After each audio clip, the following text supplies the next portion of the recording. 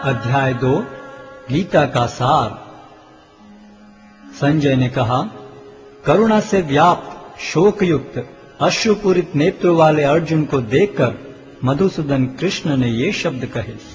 श्री भगवान ने कहा, हे अर्जुन, तुम्हारे मन में यह कलमश आया कैसे? यह उस मनुष्य के लिए तनिक भी अनुकूल नहीं है जो जीवन के मूल्य को जानता हो। इससे उच्च लोक की नहीं अपितु अपयश की प्राप्ति होती है। हे प्रतापुत्र, इस हीन नपुंसकता को प्राप्त मत हो, यह तुम्हें शोभा नहीं देती। हे शत्रुओं के दमन करता, हृदय की शुद्ध दुर्बलता को त्याग कर युद्ध के लिए खड़े हो। अर्जुन ने कहा, हे शत्रुहंता, हे मधुसूदन, मैं युद्ध भूमि में किस तरह भीष्म तथा द्रोण जैसे पूजनीय व्यक्तियों पर उलटकर बाण चलाऊंगा?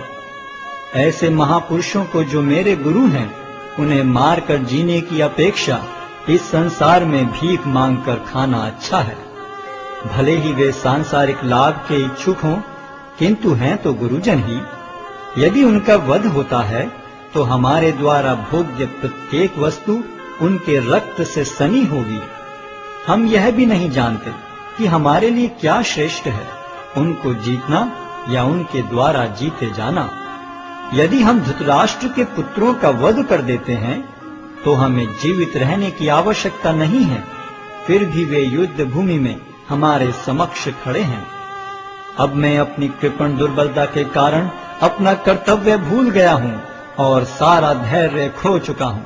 ऐसी अवस्था में मैं आपसे पूछ रहा हूँ कि जो मेरे लिए श्रेयस्कर हो उससे निश्चित रूप से बताएं। अब मैं आपका शिष्य हूँ और आपका शरणागत हूँ, कृपया मुझे उपदेश दें। मुझे ऐसा कोई साधन नहीं दिखता जो मेरी इंद्रियों को सुखाने वाले इस शोक को दूर कर सके।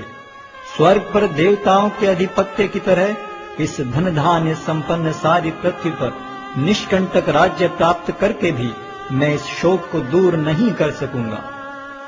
संजय ने कहा, इस प्रकार कहने के बाद शत्रुओं का दमन करने वाला अर्जुन कृष्ण से बोला, हे गोविंद, मैं युद्ध नहीं करूंगा, और चुप हो गया। हे भरतवंशी धृतराष्ट्र, उस समय दोनों सेनाओं के मध्य शोकमग्न अर्जुन से कृष्ण ने मानो हंसते हुए ये शब्द कहे। श्री भगवान ने कहा, तुम पांडित्यपूर्ण वचन करते हुए उनके लिए शोक कर रहे हो जो शोक करने योग्य नहीं हैं। जो विद्वान होते हैं वे न तो जीवित के लिए न ही मृत के लिए शोक करते हैं। ऐसा कभी नहीं हुआ कि मैं न रहा हूं या तुम न रहे हो, अथवा ये समस्त राजा न रहे हों, और न ऐसा है कि भविष्य में हम लोग नहीं रहेंगे। जिस प्रकार शरीरधारी आत्मा इस शरीर में बाल्यावस्था से तरुणावस्था में और फिर वृद्धावस्था में निरंतर अग्रसर होता रहता है, उसी प्रकार मृत्यु होने पर आत्मा दूसरे शरीर में चला जाता है। धीर व्यक्ति ऐसे परिवर्तन से मोह को प्राप्त नहीं होता। हे कुंती पुत्र, सुख तथा दुख का क्षणिक उदय तथा कालक्रम में उनका अंतर्धान होना सर्दी तथा गर्मी की ऋतुओं के आने जाने के समान है। हे भरतवंशी, वे इंद्रिय बोध से उत्पन्न होते हैं और मनुष्य को चाहिए कि अविचल भाव से उनको सहन करना सीखे। हे पुरुष श्रेष्ठ अर्जुन, जो पुरुष सुख तथा दुख में विचलित नहीं होता और इन दोनों में संभाव रखता है, वह निश्चित रूप से मुक्ति के योग्य है। तत्वदर्शियों ने यह निष्कर्ष निकाला है कि असत का तो कोई चिरस्थायित्व नहीं है, किंतु सत अपरिवर्तनीय रहता है। उन्होंने इन दोनों की प्रकृति के अध्ययन द्वारा यह निष्कर्ष निकाला है। जो सारे शरीर में व्याप्त है उसे ही तुम अविनाशी समझो। उस अव्यय आत्मा को नष्ट करने में कोई भी समर्थ नहीं है। अविनाशी, अप्रमेय तथा शाश्वत जीव के भौतिक शरीर का अंत अवश्यम भावी है। अतः हे भरतवंशी, युद्ध करो।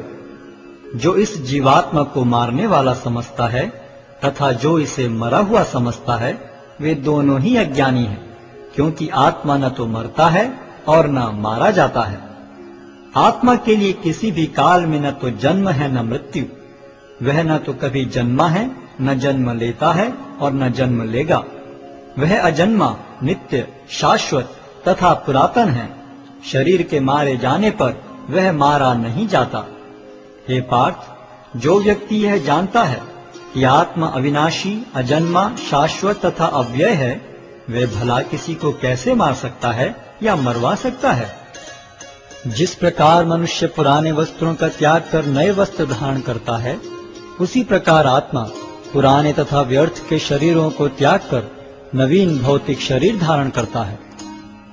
यह आत्मा न तो कभी किसी शस्त्र द्वारा खंड खंड किया जा सकता है, न अग्नि द्वारा जलाया जा सकता है, न जल द्वारा भिगोया या वायु द्वारा सुखाया जा सकता है। यह आत्मा अखंडित तथा अघुलनशील है। इसे न तो जलाया जा सकता है, न ही सुखाया जा सकता है। यह शाश्वत, सर्वव्यापी, अविकारी, स्थिर तथा सदैव एक सा रहने वाला है। यह आत्मा अव्यक्त, अकल्पनीय तथा अपरिवर्तनीय कहा जाता है। यह जानकर तुम्हें शरीर के लिए शोक नहीं करना चाहिए। किंतु यदि तुम यह सोचते हो कि आत्मा अथवा जीवन का लक्षण सदा जन्म लेता है तथा सदा मरता है, तो भी हे महाबाहु, तुम्हारे शोक करने का कोई कारण नहीं है।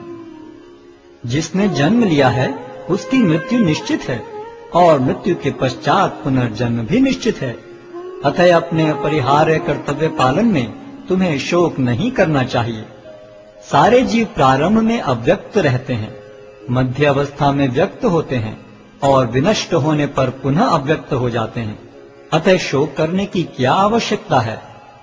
कोई आत्मा को आश्चर्य से देखता है, कोई इसे आश्चर्य की तरह बताता है तथा कोई इसे आश्चर्य की तरह सुनता है, किंतु कोई कोई इसके विषय में सुनकर भी कुछ नहीं समझ पाते। हे भरतवंशी, शरीर में रहने वाले का कभी भी वध नहीं किया जा सकता। अतः तुम्हें किसी भी जीव के लिए शोक करने की आवश्यकता नहीं है। क्षत्रिय होने के नाते अपने विशिष्ट धर्म का विचार करते हुए तुम्हें जानना चाहिए कि धर्म के लिए युद्ध करने से बढ़कर तुम्हारे लिए अन्य कोई कार्य नहीं है। अतः तुम्हें संकोच करने की कोई आवश्यकता नहीं है। हे पार्थ, वे क्षत्रिय सुखी हैं जिन्हें ऐसे युद्ध के अवसर अपने आप प्राप्त होते हैं, जिससे उनके लिए स्वर्ग लोक के द्वार खुल जाते हैं। किंतु यदि तुम युद्ध करने के स्वधर्म को संपन्न नहीं करते, तो तुम्हें निश्चित रूप से अपने कर्तव्य की उपेक्षा करने का पाप लगेगा और तुम योद्धा के रूप में भी अपना यश खो दोगे। लोग सदैव तुम्हारे अपयश का वर्णन करेंगे और सम्मानित व्यक्ति के लिए अपयश तो मृत्यु से भी बढ़कर है। जिन जिन महान योद्धाओं ने तुम्हारे नाम तथा यश को सम्मान दिया है, वे सोचेंगे कि तुमने डर के मारे युद्ध भूमि छोड़ दी है और इस तरह वे तुम्हें तुच्छ मानेंगे। तुम्हारे शत्रु अनेक प्रकार के कटु शब्दों से तुम्हारा वर्णन करेंगे और तुम्हारी सामर्थ्य का उपहास करेंगे।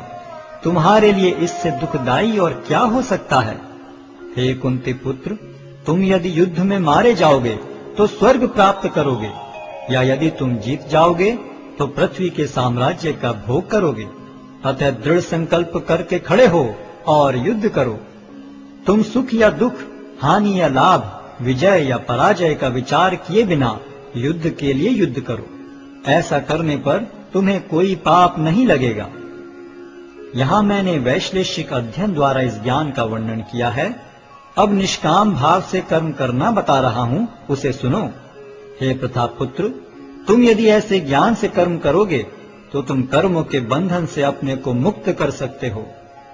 इस प्रयास में न तो हानि होती है न ही ह्रास, अपितु इस पथ पर की गई अल्प प्रगति भी महान भय से रक्षा कर सकती है।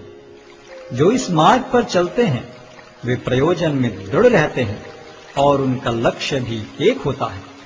हे कुरुनंदन, जो दृढ़ प्रतिज्ञ नहीं है उनकी बुद्धि अनेक शाखाओं में विभक्त रहती है। अल्पज्ञानी मनुष्य वेदों के उन अलंकारिक शब्दों के प्रति अत्यधिक आसक्त रहते हैं जो स्वर्ग की प्राप्ति, अच्छे जन्म, शक्ति इत्यादि के लिए विविध सकाम कर्म करने की संस्तुति करते हैं। इंद्रिय तृप्ति तथा ऐश्वर्य में जीवन की अभिलाषा के कारण वे कहते हैं कि इससे बढ़कर और कुछ नहीं है। जो लोग इंद्रिय भोग तथा भौतिक ऐश्वर्य के प्रति अत्यधिक आसक्त होने से ऐसी वस्तुओं से मोहग्रस्त हो जाते हैं, उनके मनों में भगवान के प्रति भक्ति का दृढ़ निश्चय नहीं होता। वेदों में मुख्यतः प्रकृति के तीनों गुणों का वर्णन हुआ है। हे अर्जुन, इन तीनों गुणों से ऊपर उठो, समस्त द्वैतों और लाभ तथा सुरक्षा की सारी चिंताओं से मुक्त होकर आत्मपरायण बनो। एक छोटे से कूप का सारा कार्य एक विशाल जलाशय से तुरंत पूरा हो जाता है। इसी प्रकार वेदों के आंतरिक तात्पर्य जानने वाले को उनके सारे प्रयोजन सिद्ध हो जाते हैं। तुम्हें अपना कर्म करने का अधिकार है, किंतु कर्म के फलों के तुम अधिकारी नहीं हो। तुम न तो कभी अपने आप को अपने कर्मों के फलों का कारण मानो, न ही कर्म न करने में कभी आसक्त हो। हे अर्जुन, जय अथवा पराजय की समस्त आसक्ति त्याग कर समभाव से अपना कर्म करो। ऐसी समता योग कहलाती है। हे धनंजय, भक्ति के द्वारा समस्त गर्हित कर्मों से दूर रहो और उसी भाव से भगवान की शरण ग्रहण करो। जो व्यक्ति अपने सकाम कर्म फलों को भोगना चाहते हैं, वे कृपण हैं। भक्ति में संलग्न मनुष्य इस जीवन में ही अच्छे तथा बुरे कार्यों से अपने को मुक्त कर लेता है। अतः योग के लिए प्रयत्न करो, क्योंकि सारा कार्य कौशल यही है। इस तरह भगवत भक्ति में लगे रहकर बड़े बड़े ऋषि, मुनि अथवा भक्तगण अपने आप को इस भौतिक संसार में कर्म के फलों से मुक्त कर लेते हैं। इस प्रकार वे जन्म मृत्यु के चक्र से छूट जाते हैं और भगवान के पास जाकर उस अवस्था को प्राप्त करते हैं जो समस्त दुखों से परे है।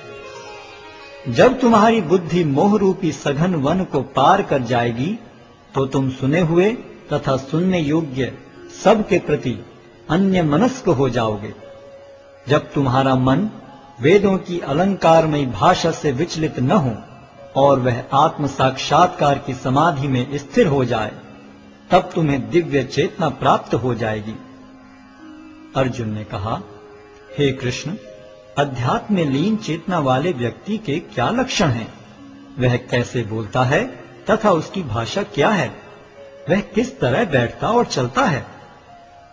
श्री भगवान ने कहा, हे पार्थ, जब मनुष्य मनोधर्म से उत्पन्न होने वाली इंद्रिय तृप्ति की समस्त कामनाओं का परित्याग कर देता है और जब इस तरह से विशुद्ध हुआ उसका मन आत्मा में संतोष प्राप्त करता है, तो वह विशुद्ध दिव्य चेतना को प्राप्त स्थित प्रज्ञ कहा जाता है। जो त्रय तापों के होने पर भी मन में विचलित नहीं होता अथवा सुख में प्रसन्न नहीं होता और जो आसक्ति, भय तथा क्रोध से मुक्त है, वह स्थिर मन वाला मुनि कहलाता है। इस भौतिक जगत में जो व्यक्ति न तो शुभ की प्राप्ति से हर्षित होता है और न अशुभ के प्राप्त होने पर उससे घृणा करता है, वह पूर्ण ज्ञान में स्थिर होता है। जिस प्रकार कछुआ अपने अंगों को संकुचित करके खोल के भीतर कर लेता है, उसी तरह जो मनुष्य अपनी इंद्रियों को इंद्रिय विषयों से खींच लेता है, वह पूर्ण चेतना में दृढ़ता पूर्वक स्थिर होता है। देहधारी जीव इंद्रिय भोग से भले ही निवृत्त हो जाए, पर उसमें इंद्रिय भोगों की इच्छा बनी रहती है। लेकिन उत्तम रस के अनुभव होने से ऐसे कार्यों को बंद करने पर वह भक्ति में स्थिर हो जाता है। हे अर्जुन, इंद्रियां इतनी प्रबल तथा वेगवान हैं कि वे उस विवेकी पुरुष के मन को भी बलपूर्वक हर लेती हैं, जो उन्हें वश में करने का प्रयत्न करता है। जो इंद्रियों को पूर्णतया वश में रखते हुए इंद्रिय संयम करता है और अपनी चेतना को मुझ में स्थिर कर देता है, वह मनुष्य स्थिर बुद्धि कहलाता है। इंद्रिय विषयों का चिंतन करते हुए मनुष्य की उनमें आसक्ति उत्पन्न हो जाती है और ऐसी आसक्ति से काम उत्पन्न होता है और फिर काम से क्रोध प्रकट होता है। क्रोध से पूर्ण मोह उत्पन्न होता है और मोह से स्मरण शक्ति का विभ्रम हो जाता है। जब स्मरण शक्ति भ्रमित हो जाती है तो बुद्धि नष्ट हो जाती है और बुद्धि नष्ट होने पर मनुष्य भवकूप में पुनः गिर जाता है। किंतु समस्त राग तथा द्वेष से मुक्त एवं अपनी इंद्रियों को संयम द्वारा वश में करने में समर्थ व्यक्ति भगवान की पूर्ण कृपा प्राप्त कर सकता है। इस प्रकार से कृष्ण भावनामृत में तुष्ट व्यक्ति के लिए संसार के तीनों ताप नष्ट हो जाते हैं और ऐसी तुष्ट चेतना होने पर उसकी बुद्धि शीघ्र ही स्थिर हो जाती है। जो कृष्ण भावनामृत में परमेश्वर से संबंधित नहीं है, उनकी न तो बुद्धि दिव्य होती है और न ही मन स्थिर होता है। जिसके बिना शांति की कोई संभावना नहीं है, शांति के बिना सुख हो भी कैसे सकता है। जिस प्रकार पानी में तैरती नाव को प्रचंड वायु दूर बहा ले जाती है, उसी प्रकार विचरणशील इंद्रियों में से कोई एक जिस पर मन निरंतर लगा रहता है, मनुष्य की बुद्धि को हर लेती है। अतः हे महाबाहु, जिस पुरुष की इंद्रियां अपने अपने विषयों से सब प्रकार से विरत होकर उसके वश में है, उसी की बुद्धि निस्संदेह स्थिर है। जो सब जीवों के लिए रात्रि है, वह आत्म संयमी के जागने का समय है, और जो समस्त जीवों के जागने का समय है, वह आत्मनिरीक्षक मुनि के लिए रात्रि है। जो पुरुष समुद्र में निरंतर प्रवेश करती रहने वाली नदियों के समान इच्छाओं के निरंतर प्रवाह से विचलित नहीं होता और जो सदैव स्थिर रहता है, वही शांति प्राप्त कर सकता है, वह नहीं जो ऐसी इच्छाओं को तुष्ट करने की चेष्टा करता हो। जिस व्यक्ति ने इंद्रिय तृप्ति की समस्त इच्छाओं का परित्याग कर दिया है, जो इच्छाओं से रहित रहता है और जिसने सारी ममता त्याग दी है तथा अहंकार से रहित है, वही वास्तविक शांति को प्राप्त कर सकता है।